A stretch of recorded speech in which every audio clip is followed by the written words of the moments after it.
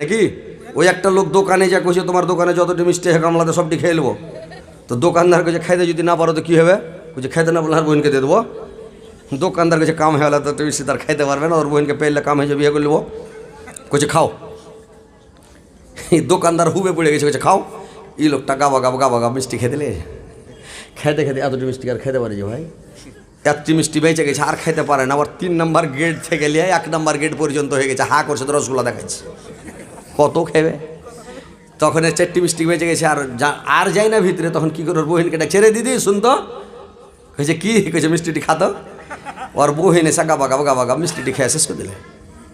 তখন লোকটা কইছে তুমি তো হেরে গেলে, তুমি তো কয়েছো খাইতে না পারলে আর বোনকে দিয়ে দেবো, দিয়ে দাও, আমি বাড়িতে চলে বিয়ে করে নেবো।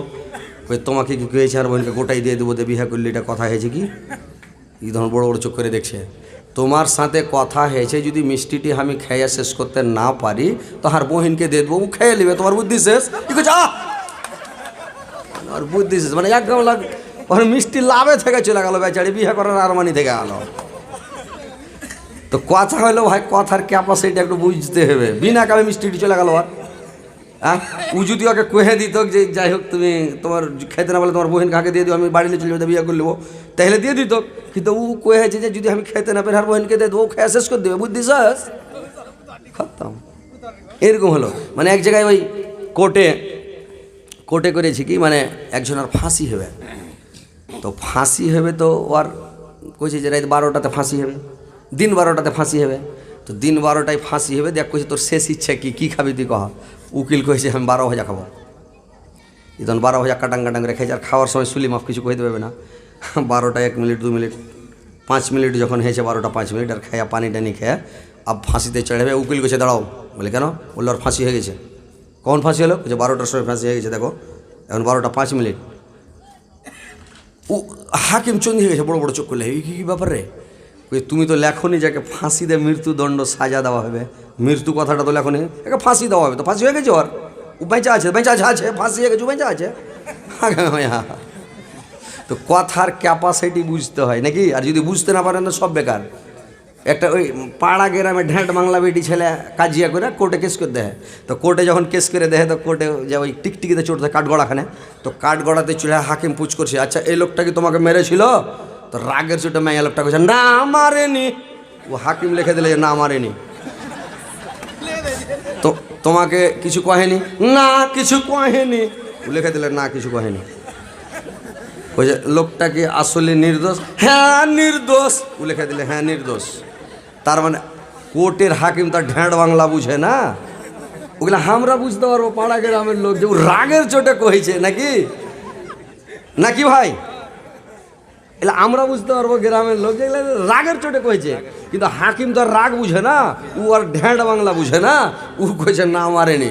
তখন এবার বলছে যে এই মেয়ে লোকটার উপরে যে কেস করা হয়েছিল এটা ঝুঠা আঞ্জাম ছিল, ওকে কিছু বলেনি, মারেনি, কিছু কয়েনি, এটা বেমিয়াদি খাল্লাস করে দেওয়া হলো। তো একটা কোন ফেদের এটা হাকিমটা কী খেয়ে পড়েছিল, ও কিছু বাংলা বুঝতে পারে না, কিছু বুঝে না ও।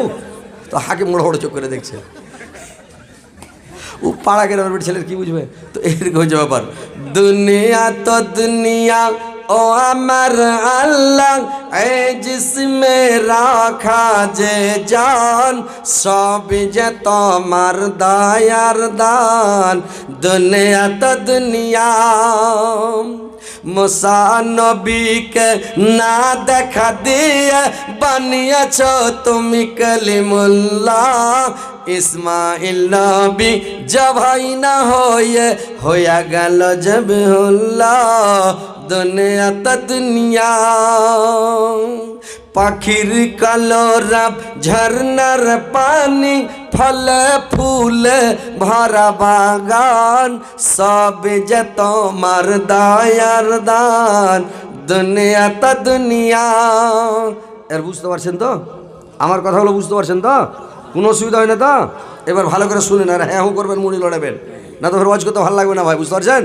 ওই বাংলাদেশের লোক যদি বলে দিই না রে তাকবীর আল্লাহু আকবার, বুঝতে পেরেছেন? বলে জি হ্যাঁ, হাত চাড় যায় সবাই গানগানিয়া, তো মজা লাগছে ওঠে ওয়াজ করতে। আর এখানে বলবো না রে তাকবীর আল্লাহু আকবার, আরো আসতে মূলবীর পাওয়ারকে বসিয়ে দেবে। আরো একটু জোরে লাগান তো, না রে তাকবীর এটা ম্যাজিক্যাল হলো, খুব বড় হয়নি। ওটা জোরে লাগান, নারে তাকবীর, সুবহান আল্লাহ, আলহামদুলিল্লাহ, আল্লাহু আকবার। কেউ যদি খালেস দিলে, খালেস অন্তরে আল্লাহকে স্মরণ করে যদি একবার বলে দেয় আল্লাহু আকবার, তো আল্লাহ বলছেন যে আসমান থেকে জমিন পর্যন্ত, মাশরিক থেকে মাগরিব পর্যন্ত নেকিতে ভর্তি করে দেবো আমি, কোনো খাল ডোবা বিল খাল বাকি রাখবো না, একদম নেকিতে ভরপুর। তাইলে আল্লাহু আকবার বলতে কি আপনাদের কাঞ্জুসি করে লাভ আছে? কত নেকি পেলেন? অনেক নেকি। একবার জোরে সবাই লাগান তো, নারায়ে তাকবীর, সুবহানাল্লাহ। কত নেকি পেলেন? অনেক নেকি ভাই, আলহামদুলিল্লাহ। এবার শুনেন, আল্লাহর নবীকে বললেন আর একটু আগে বাড়ন, আর একটু দেখলেন কিরে ভাই, আর একটা দৃশ্য দেখতে পেলেন। আল্লাহর নবী বললেন যে 3 প্রকার 4 প্রকার লোকের দিকে কিয়ামতের দিন আল্লাহ পাক চোখ তুলে তাকাবে না। 1 নাম্বার যারা আমানতের খিয়ানত করে ওর দিকে দেখবে না। 2 নাম্বার ওই লোকটার দিকে তাকাবে না যে লোকটা ঘুষ খেয়ে বিচার করে, বিচারে ঘুষ খায়, ওই লোকটার দিকে তাকাবে না। 3 নম্বরে ওই লোকটার দিকে আল্লাহ পাক কিয়ামতের দিন চোখ তুলে তাকাবে না যে পুরুষটা স্ত্রীর ভেষ ধারণ করে, নারীর ভেষ ধারণ করে, আর যে নারীটা পুরুষের ভেষ ধারণ করে ওই লোকটার দিকে আল্লাহ পাক কিয়ামতের দিন দেখবে না। আর যে লোকটা নারী পুরুষের ভেষ ধারণ করে, পুরুষ নারীর ভেষ ধারণ করে, আর টাকনুর নিচে কাপড় পিনে, আর 3 কাটিং আর শার্ট গায়ে দেয়, আর একবারে চুল ছাড় সব মিঠুন গানে। এখনকার কাটিং দেখেছেন রে ভাই, মুরগা কাটিং, একবারে মুরগার টপ বানিয়ে দিচ্ছে, চতুর্দিকে খাইটা কিং জং এর নকল করছে, করে না? মুরগার টপ বানিয়ে দিচ্ছে রে ভাই, চুলটিতে কি মেডিসিন দেবে, আগুন ধরিয়ে দিচ্ছে, ধুমা উঠছে দিয়া, তখন করছে কি, এখন কাটিং করছে। এই সব লোকের উপরে কিয়ামতের দিন আল্লাহ চোখ তুলেও তাকাবে না, চোখ তুলেও দেখবে না। যারা টাকনুর নিচে কাপড় পিঁধে, ফুল প্যান্ট পিনবেন, তাড়াতাড়ি সকালবেলা কেটে দিয়েন, ফুল প্যান্টটাকে কেটে দিয়েন রে ভাই, ফের বেশি করে কাটিয়েন না। একটা লোক লইয়া ফুল প্যান্ট সিলালছে, ফুল প্যান্ট বড় হয়ে গেছে, মুলবির মুখে শুনেছে ফুল প্যান্ট কেটে টাকনু উদাম করতে হবে। আর বাড়ি এলিকে বলছে যে আমার তো টাইম নাই, রাইতে জালসা করতে যাব কালিয়া চক। একটা কাজ করিস, তুই 4 আঙ্গুল মানে ফুল প্যান্টটা কেটে দিস তো। বলে যখন ফুরসত পাবো কেটে দেবো, তুমি যাও। এইবার করেছি কি, বলছে ওর তো ফুরসত নাই। ওর বহুকে গেছে, এগে বৌমা তুমি আমার মানে ফুল প্যান্টটা 4 আঙ্গুল কেটে একটু সেলাই করে দিও তো রে বাবা। এবার বউ বলছে ঠিক আছে বাবা, আমি যখন ফুরসত দাও করে দিব। ওর বেটিকে বলছাম, এরে বেটি তুই 4 আঙ্গুল ফুল প্যান্টটা কেটে দিস, কেটে দিয়ে তুই সেলাই করে তুই, আমি যাবো জালসা করতে কালিয়া চক 16 মাইল। এবার কি করেছে, ওর স্ত্রী যখন ফুরসত পেয়েছে আধ হাত কেটে সেলাই করে থুয়ে দিয়েছে। ওর বহু করেছে কি, যখন ফুরসত পেয়েছে ও আধ হাত কেটে ফের সেলাই মেরে দেয়। ওর বেটি যখন ফুরসত পেয়েছে ও তো কয়েছে আরে আব্বা কাটতে কয়েছে, আধ হাত কেটে ও ফের সেলাই করে।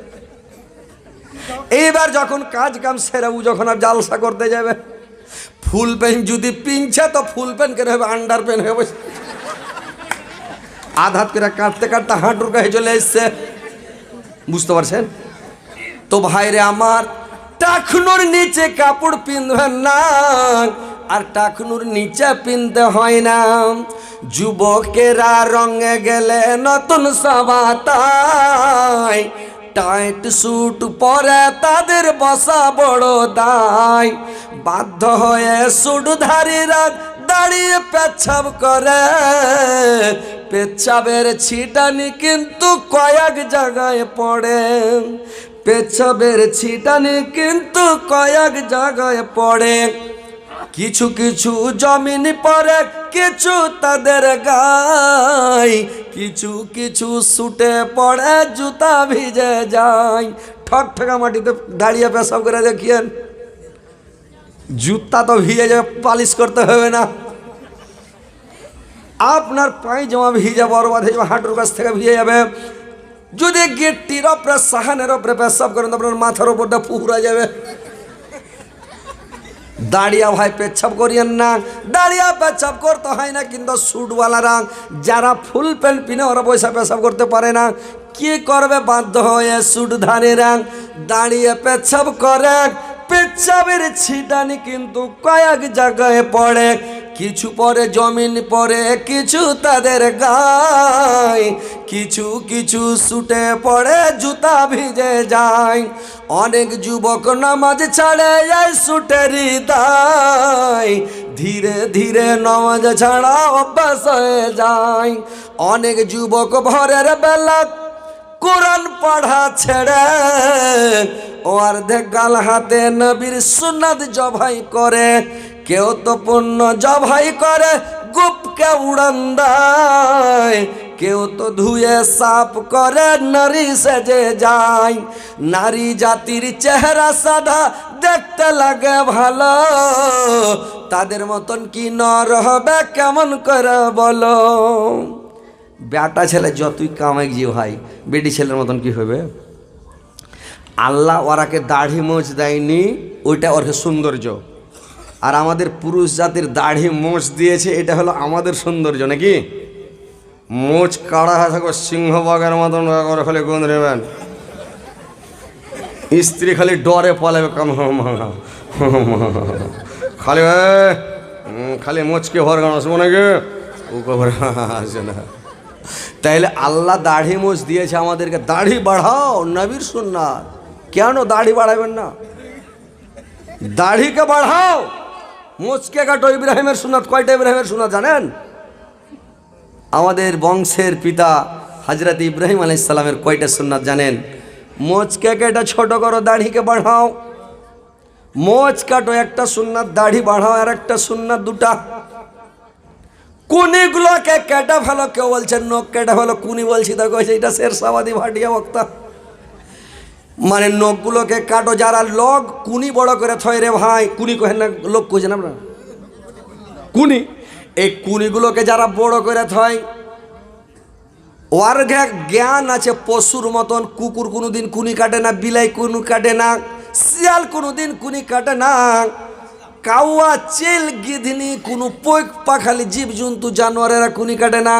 কতগুলো মানুষকে দেখবেন 20 আঙ্গুলের কুনিকে বড় করে রেখেছে, ওর ভিতরে জেনে নেবেন এর মধ্যে পশুর জ্ঞান আছে। পশুর জ্ঞান ওর মধ্যে কিছু আছে, তার মানে কুনি বড় করে কিনে রেখেছে।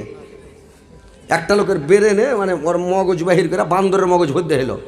তো লোকটা মানুষ, কিন্তু ওই যে বান্দরের মগজ ভরেছে, ও মানুষের মধ্যে জালসা শুনছে তো বৈশা থাকতে ঝক্কে যাক কুদ্দা গাছি চড়েলছে, বৈশা আছে আছে যে ধরিয়া বাঁশ ধরে লটকিছে। মানে ওই যে বান্দরের মগজ, বান্দর লাফিয়া সাধ না তো ঝক্কে মেরে দিলে কুদ তড়পে গেল, মানে এরকম করছে। তো যারা কুনি বড় করে ও আর পশুর জ্ঞান আছে ওর ভিতরে, কুকুর শিয়ালের জ্ঞান ওর মধ্যে কিছু আছে। তো এই লেগে বলছে তুমি কুনিকে কাটো, বগলের চুলগুলোকে মানে ছিঁড়া ফেলো।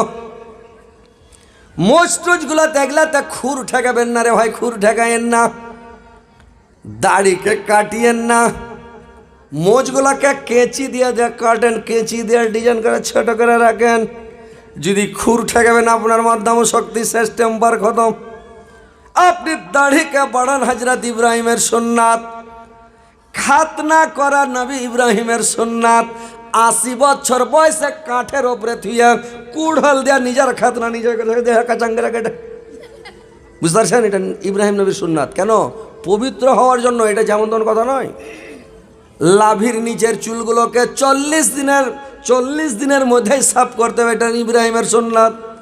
তো ভাইরা আমার, এতগুলো সুন্নাত আর আপনি করছেন কি বেধর্মীর মতো কেটে দিয়া, চুলগুলোকে দাড়িকে সবকে সাফ করে দিয়া একবারে মনে ভাবছেন যে আমি লড়কি মানে মেয়ে ছেলের মতন থাকবো। কয়েকদিন থাকবেন ভাই, কোনো লাভ নাই। মেয়ে ছেলের পুরুষ হয়ে মহিলার ভেষ ধারণ করবেন না। কতগুলো মানুষ চুল কাটছে মেয়ে ছেলের মতন করে বড় করে, কতগুলো মানুষ মেয়ে ছেলের নকল করছে রে ভাই। ফেয়ার লাভলি লাগাইছে, ফেস ওয়াশ লাগাইছে, কতগুলো বেটা ছেলে কানও ফোড়াইছে, কতগুলো বেটা ছেলেকে লিপস্টিকও লাগাইছে, লিপ জলও লাগাইছে। এরকম বেটা ছেলে পৃথিবীতে আছে। দেখেন ভাই, মরণকালে মুসলমানি চেহারা থাকা চাই, কাফন পরার সময় দাড়ি গাজা বড় দায়। যখন কাফন পরাবে তখন কিন্তু আর দাড়ি বাড়াবে না, যে অবস্থাতে আছেন ওই অবস্থাতে আপনার মাটি হবে। তো ভাই আমার, ওই অবস্থাতে আপনার দাড়ি মোচ কাটা বাড়াবে না, তো দাড়ি মোচ কাটিয়েন না ভাই, দাড়ি মোচ ছেড়ে দেন। এটা হলো পুরুষ লোকের সৌন্দর্য একবারে। মোচ আর দাড়িকে ছেড়ে, মানে মোচ কাটেন আর দাড়িকে বাড়ান, দাড়িকে একবারে বাড়িয়ে রাখেন, দাড়ি ছাড়েন, এটা সৌন্দর্য নাকি? আর সৌন্দর্যটাকে কেটে দিয়ে আপনি নষ্ট করছেন।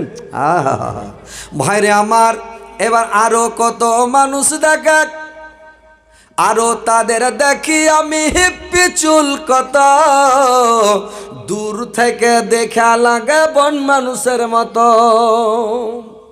হিপ্পি চুল রাখা মূলে যুক্তি কিছু নাই, আর সিনেমার ছবি দেখা শিক্ষা এরা পায়। ছিল না যা বলছে তেরে নাম কেটে দেন, একেবারে তেরে নাম কেটে দিলে, এদিক কেটে দিলে এদিক কেটে বড় করে রেখে দিলে, চুল ঝোঁকাছে তো খালি চুলের আগাল কুদা চলে যাও। তেরে নাম চুল কাটছে মানে ফিল্ম দেখা, ফিল্ম দেখে চুল কাটবেন না, বেধর্মের অনুকরণ করবেন না। যার অনুকরণ করবেন বেধর্মের, কায়ামাতের দিন আপনাকে বেধর্মের যার অনুকরণ করবে ওর কাতারে আপনাকে উঠাবে। আপনি গুন্ডা পান্ডা মাস্তানের সাথে উঠা বসা করেন, আপনার হাসার নাসার গুন্ডার সাথে হবে। আপনি যদি একটা সারাবি জুয়াড়ির সঙ্গে উঠা বসা করবেন, দুনিয়াতে দোস্তি করবেন, উঠা বসা করবেন, ওর অনুকরণ করবেন, ওর কাতার আপনাকে দাঁড় করা হবে।